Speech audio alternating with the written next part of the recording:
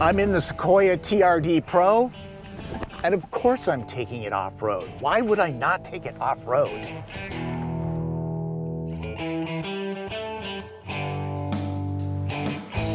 Toyota is a wildly successful company that, over the decades, has been built on three key principles: efficient manufacturing, reliability, and giving people what they want. These days, that's SUVs. And make no mistake, the all-new Sequoia is not a car-based crossover. It's a body-on-frame truck that does truck things. And the TRD Pro is the truckiest of the 5 models made. You may have heard Toyota no longer sells the Land Cruiser in the United States. Arguably, the Sequoia is the replacement. The two share an architecture, the same one found underneath the Tundra pickup. And you can kind of get a Land Cruiser. Just go to your Lexus store and buy an LX600. The Sequoia is less expensive though, starting at $60,000 for the base rear-wheel drive SR5 model. This particular TRD Pro MSRPs for $78,375, still a chunk of change. It gets a unique interior with touches not found on other Sequoias, like a digital camo pattern on the heated and vented seats, that's synthetic leather by the way, heritage badging in a TRD motif, and of course, lots of logos to remind owners what they bought. It's the hardware that makes the TRD Pro what it is. 18-inch forged aluminum BBS wheels wear 33-inch Falcon Wild Peak all-terrain tires. Extra protection keeps the expensive stuff from harm's way. There's an off-road tuned suspension with front stabilizer bar and 2.5-inch Fox internal bypass coilovers. The rear gets remote reservoir shocks. Sequoia has a solid rear axle, and it doesn't get an independent suspension. More on that later. Outgoing Sequoias got their oomph from a V8. Now it's a hybrid, the iForce Max. This is a 3.5-liter twin-turbocharged V6 that's paired with a 48-horsepower electric motor with 184 pound-feet of torque. That means your right foot will have 437 horses and 583 pound-feet to play with in total, and the splash screen cycles through different scenery.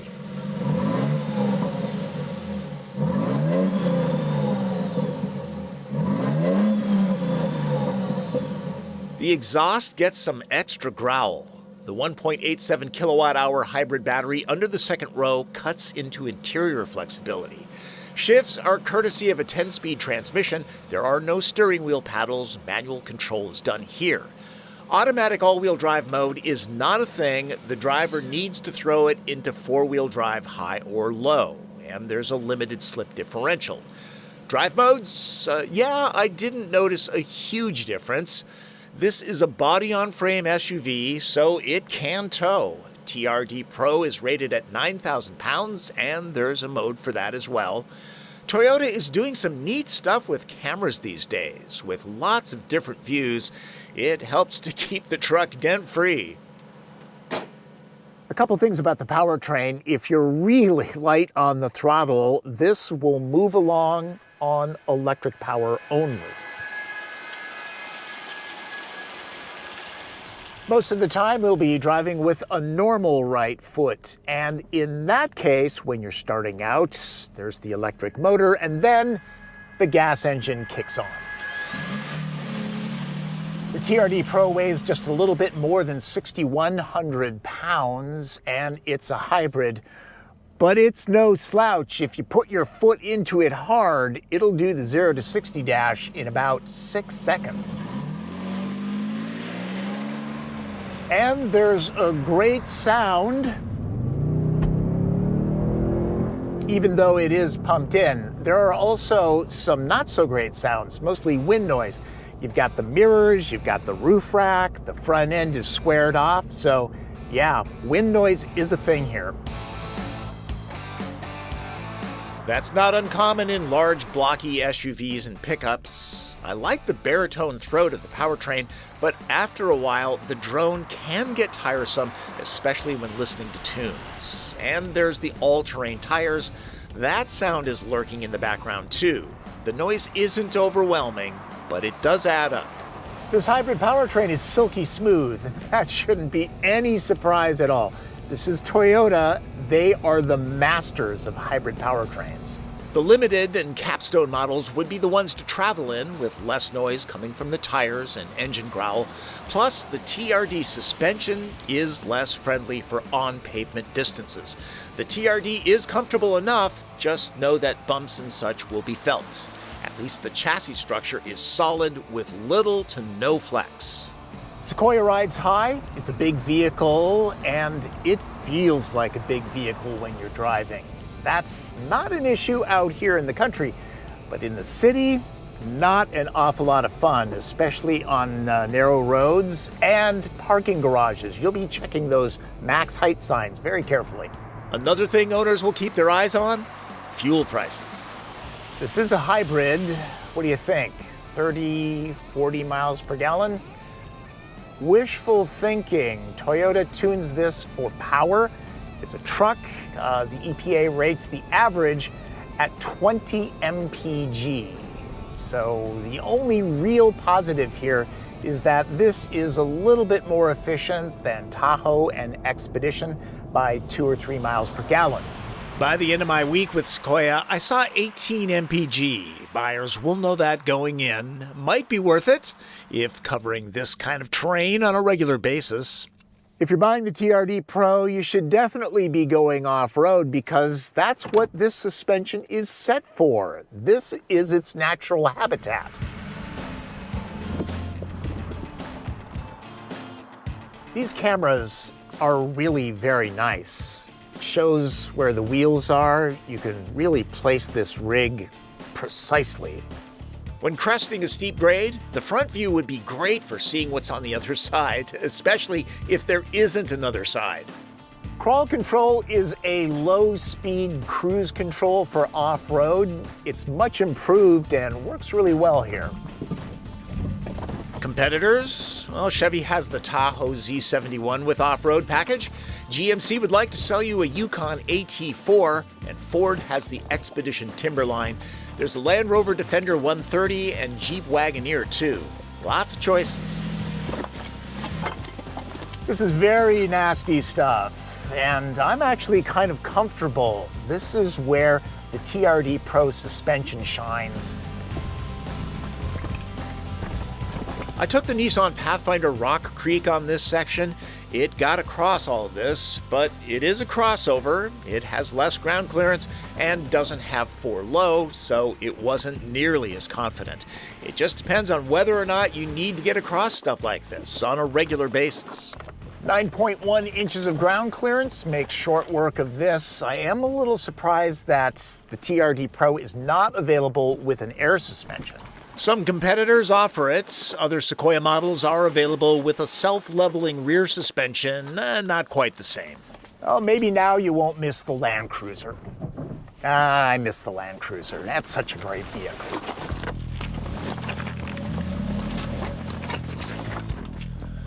The cabin of the TRD Pro looks a little austere, not as swanky as the limited and platinum models that cost about the same or even a little less. Splashes of red look great and sporty. For a vehicle coming up on 80 grand, there's a lot of standard grade plastic up front and center. There's a hollow edge here that I noticed every time I opened the door. You'd expect to find big storage areas in a truck this size, and Sequoia delivers. I kept my camera slider in here without any problems. Others in this segment managed to wedge in a few more cubbies for better space management. Things like dual glove boxes not found here. Big water bottles don't fit in here, and being shallow, tall ones fall over. There's a larger glass roof option if the family wants the full outdoor experience. I've talked about Toyota's new user interface before. It's a huge improvement over the outgoing system. It doesn't really have a traditional home screen. It relies heavily on casual voice commands, using the wake phrase, "Hey Toyota." What would you like to do? I'm cold. This feature is not available. What? No, there's a heater.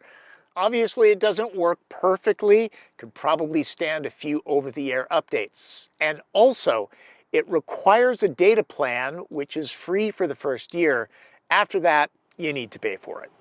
The Qi charger works really well. Not all of them do. And the large 14-inch screen is an excellent canvas for Android Auto and Apple CarPlay, which are wireless. There are enough physical knobs and buttons, so typically there's no searching through layers of menus, and a volume knob. All vehicles should have one. The JBL system is good, but not an audio system that gives me goosebumps. TRD Pro is a 7-seater. I have plenty of knee, leg, and foot room, and that's a good thing because the seats are fixed in place in the second row. They don't slide fore and aft. I'm 5'9". I've got that much headroom, and understand that if you go with the glass panoramic roof, it drops the ceiling down about an inch. The kids won't fight over who gets the seat pocket. Row 2 doesn't get heated chairs. There's a separate climate zone, though. Cup holders? Check. And yes, I shot this weeks after Christmas. Come on, Starbucks. Built-in shades can come in handy. Same with charge ports. Seems like there's never enough of those. It is possible to walk through the center to get to the way back, or it can be done this way. Obviously, child seats need to be taken out before doing that. To let you know, I'm shooting this with a very wide-angle lens, so this space might look larger than it is. The first thing that I notice is that headroom is almost non-existent, and the cushions are low to the floor. Of course they are. This is a 3-row SUV. They're almost all like that, so no real thigh support here. But knee, leg, and foot room are actually okay. Usually, 3-row SUVs are kind of cramped back here, but there should be some room. Sequoia is a pretty large machine. There are belts for 3 back here, and that's doable if people aren't too big. There are also plenty of cup holders, a couple storage slots, USB ports, and even sunshades. Nice. For owners that plan on working their Sequoias hard, there are features here on this TRD Pro that'll help with towing or trudging down dark, dreary trails. Nice that these are standard to help hike smaller passengers up and in. The Solar Octane paint will be the envy of traffic cones everywhere. Toyota designers toughened up the lines of the 3rd generation. The front half gets much the same sheet metal as the Tundra pickup. That only makes sense.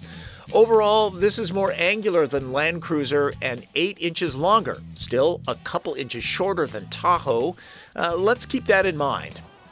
If you're buying an SUV for that middle letter, utility, you're going to want to pay attention here. None of Sequoia's competitors have epic cargo room behind the 3rd row, but this is a little lacking. For brevity, I'm only comparing this to Tahoe. That takes on 5 packs of the 2-ply with 25.5 cubic feet to Sequoia's 11.5 here. Now, to be fair, that's with row 3 all the way back, the only way that passengers would be comfortable. Cargo space can be doubled, but those people won't talk to you ever again. There is this shelf that can divide things up. I found it kind of cumbersome in use, plus it just takes up space when stashed back here. Sequoia's load floor is pretty high, not a lot of fun for petite folks. It makes the powered seat backs, both down and up, almost necessary. The good news is, with all rows folded, the space is flat if you're camping with an air mattress. That's 87 cubes to Tahoe's 123. Sequoia's axle and suspension setup, plus the battery in row 2, take up significant space and make the Toyota harder to load. The TP doesn't lie. With row 2 usable, the Chevy at 73 cubic feet will swallow 20 bundles of softness and absorbency compared to only 49 cubes and 14 packs. Now, even if I remove those little floor dividers and squeezed in 1 more unit, that's a huge difference. Let's move on to red light, green light. Green light. The powerful hybrid system is smooth as silk and has a lovely deep engine note. The structure underneath Sequoia is capable and as solid as a giant redwood, something you'll notice. The TRD Pro package is not just for show, great when the going gets tough. And the exterior design is what people want these days, square-jawed and broad-shouldered. Yellow lights. The iForce Max Hybrid is more fuel efficient, but Sequoia remains thirsty. The extra off-road ability means a little less comfort and a bit more wind and road noise. TRD Pro's cabin looks tougher, but kind of downgraded from other Sequoias in the same price range.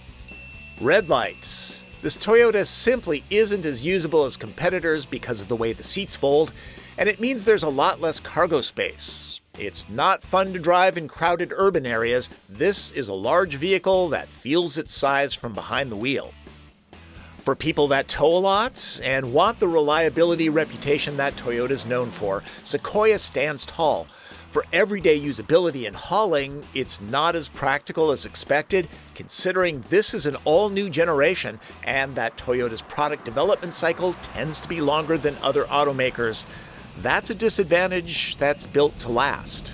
This generation Sequoia is definitely improved. It goes down the road in a much smoother fashion. But that said, the competition, Expedition and Wagoneer and Tahoe, those are very, very refined. And a pro tip, unless you live on a Forest Service road or you're going to be taking this on tough terrain every weekend, you might think twice about the TRD Pro because it definitely has a rougher ride. For everyday use, go with the regular Sequoias. And for people that don't tow or do severe off-roading, there are loads of 3-row crossovers available that are efficient and comfortable.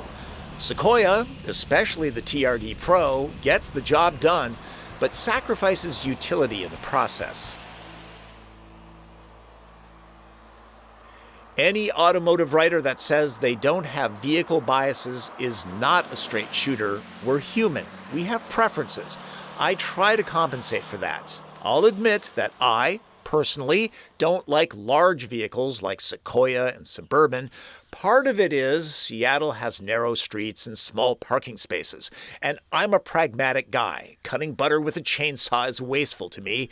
That said, I'll review any vehicle on its own merits. There are people that will put these truck-based SUVs to work. I love it when the right tool is used for the right job. There you go. Know your automotive reviewer. As always, Martin, come on up here. Martin Campbell. Martin Campbell drives while I shoot. Thank you very much, Martin. Couldn't do these without him. He's so talkative. Chatter, chatter, chatter. Oh, and here's a couple of those startup screens. Pretty sure these are on the Tundra pickup too, and I think they're different national park scenes. Don't quote me there. Maybe it'll motivate owners to get out and use their trucks. Before I go, let's talk size. Sequoia is not a small vehicle. In fact, I do believe this is the largest SUV that Toyota has ever made. Before that, it was the Mega Cruiser. That's a Japanese military vehicle that was only available in Japan. This is about 7 inches longer. Can you imagine driving something like that on the narrow roads of Japan? I can't. This one's bad enough on American roads. Well, thanks for watching. Remember, subscribe to this channel, click notifications, follow me on social media, and if you've got a question, leave it in the comments, okay? All right, that's Driven. I'm Tom Volk.